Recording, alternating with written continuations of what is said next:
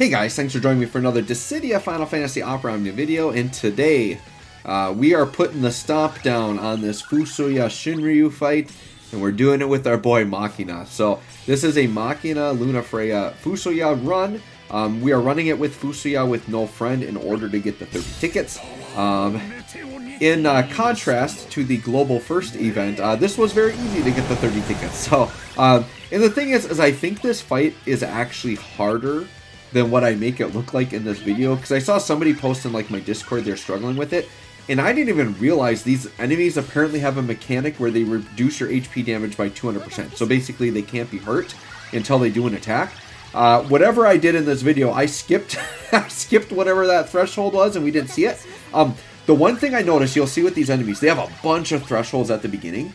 So what these guys do that's kind of annoying is when you hit thresholds, they just do interrupt attacks, and they're like gravity attacks. So they do gravity HP damage where they put your HP like super low. So what I do to kind of avoid that is I do believe I hit Iridia Call at some point, and all I do is I just ramp up as quick as I can to get into a Machina phase, and make sure I have Iridia Call on so that when they try to HP attack me, they just whiff. What happens is, and I think my run could have been a little bit cleaner. I think the clean version of this run times it a little bit differently, where like you basically kill them both within Machina's burst phase. What happens in here is I end up getting them extremely low but not killing them, and what happens is they retroactively, when you come out of your burst phase, they retroactively activate all of those thresholds back to back to back to back. So what you're going to see in this video is after I get through my burst phase, they're going to swing at me like a bunch with these gravity attacks, but we've got the Iridia on, so we just dodge them out. So it ended up working out, right?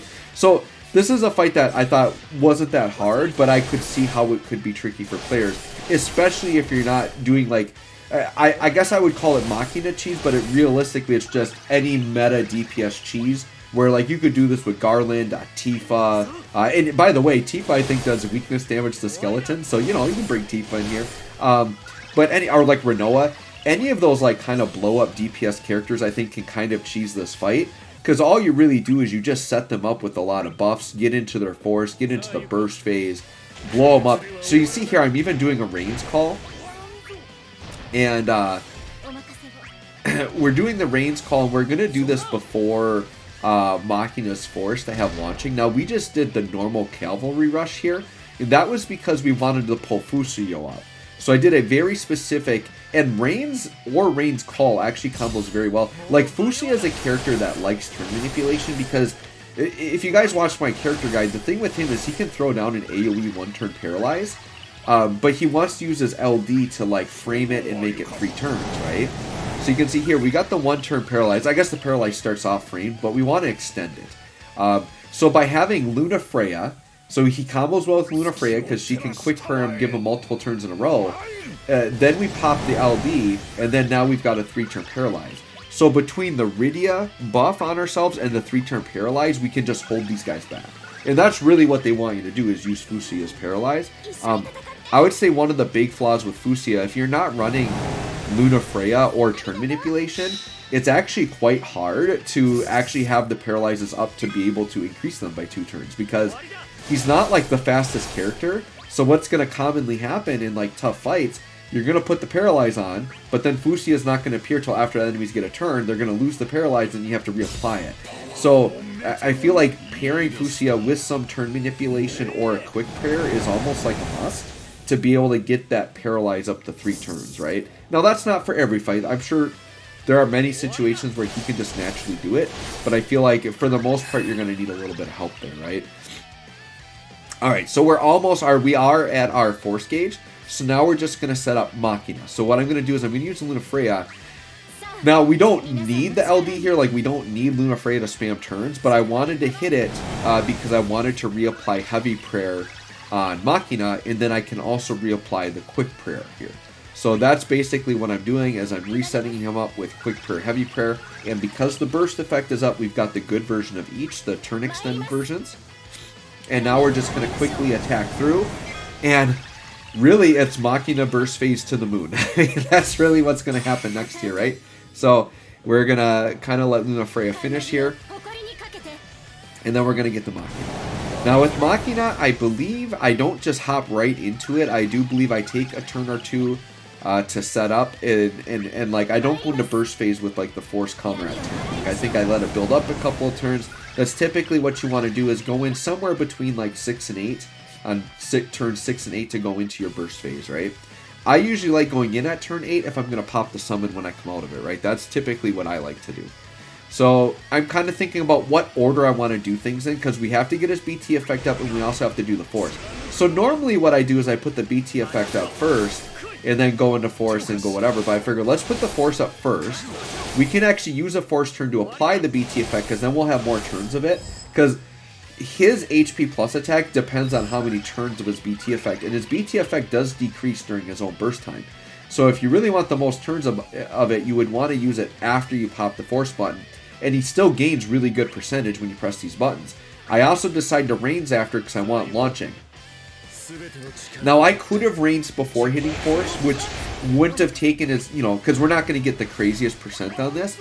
My fear was, though, is I wanted to make sure I didn't leave myself too many moves after, because the thing with the Reigns buff, you got to make sure you go into burst phase while you still have at least one turn of the call. And you can see it's a short call. It's only 2 turns right now.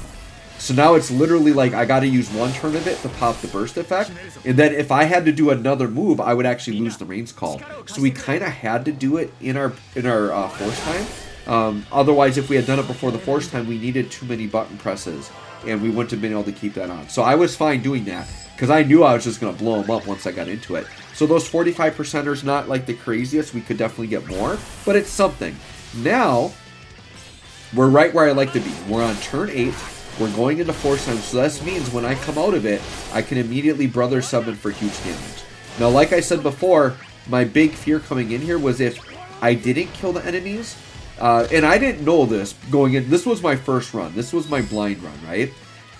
The only reason I knew about like the HP gravity mechanic was I kind of figured that out on the Lufenia fight, and I figured they're probably going to do that here, right? So my fear here coming out was, and I didn't know for sure if they were going to do this, but it's pretty common that when they have thresholds, if you skip a bunch of thresholds, when you come out of it, if they're not dead, they're going to pop all those threshold attacks back to back to back.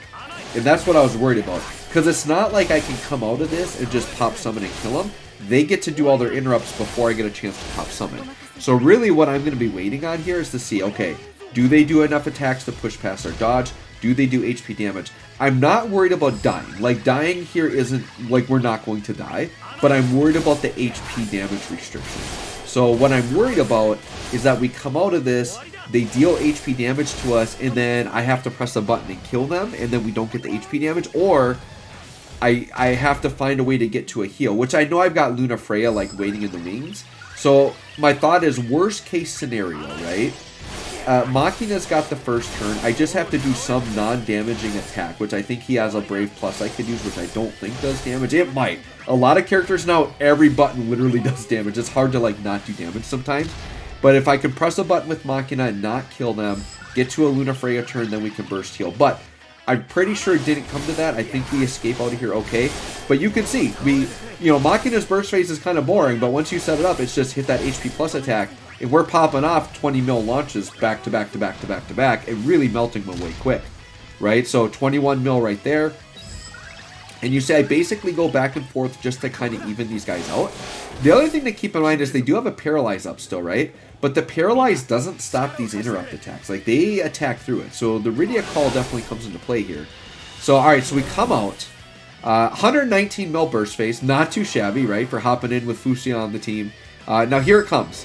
So these drain slashes. So there's a miss because of Rydia. A miss because of Rydia. Now they brace. That's another thing that they do, I think, from the threshold is they're bracing. They steal turns now. This is a legit turn. So they're draining. That's an interrupt. That's an interrupt. Rydia makes a miss. Here's a drain, a miss. And then a miss. So we're getting really lucky on who they're targeting. And now we're paralyzing their legit turn. And then their posture gets relaxed. Bracing again, and then finally we get like an interrupt here with Machina doing that, and then paralyzed for another turn. So like, once again, this fight's probably harder than I made it out to be, but I just set myself out to be so secure, and it turns out we just beat them on counters. I didn't even have to use my summon.